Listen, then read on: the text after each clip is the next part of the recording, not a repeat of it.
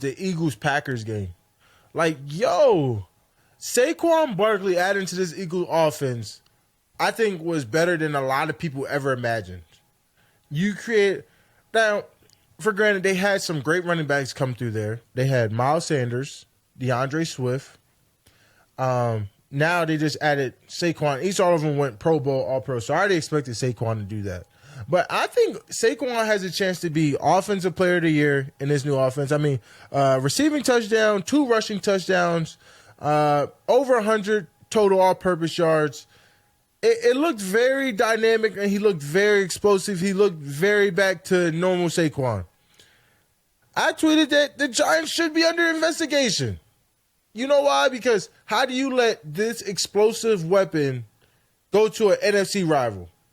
Now, for granted, I get it. You paid Daniel Jones, whatever. But this is like a brand new Saquon. He looked like he got a breath of fresh air. And no offense, sometimes you do need a breath of fresh air out of organization. Sometimes organization really don't want you to succeed and things like that. And I'm not saying that happened. And business happens like that.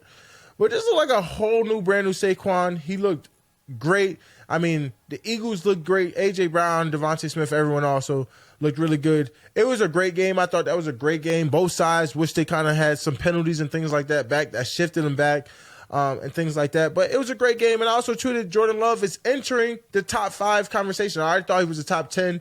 But I think he's entering that realm where you compare him and you say, hey, this guy is really, really, really good.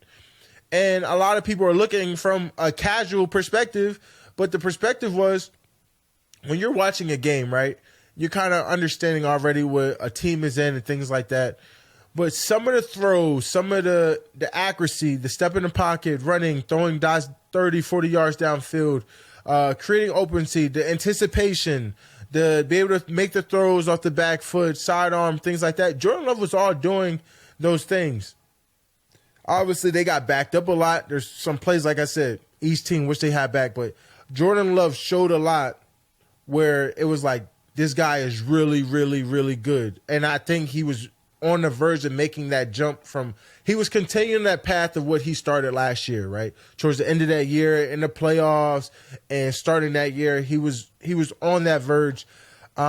You know, it was shameful that he got – I mean, think about the last play before he got hurt, right? He rolled all the way out to the left, made a dot on the sideline, was able to get his receiver out of bounds. Jay Reed had an amazing game also.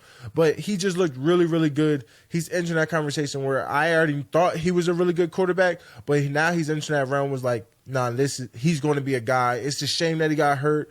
They say he's projected to miss a couple weeks, but, man, I hope he gets back really, really soon because – He's a guy that the Packers are probably turning their stomach if he's not on the field. He's that type of caliber. He's that good.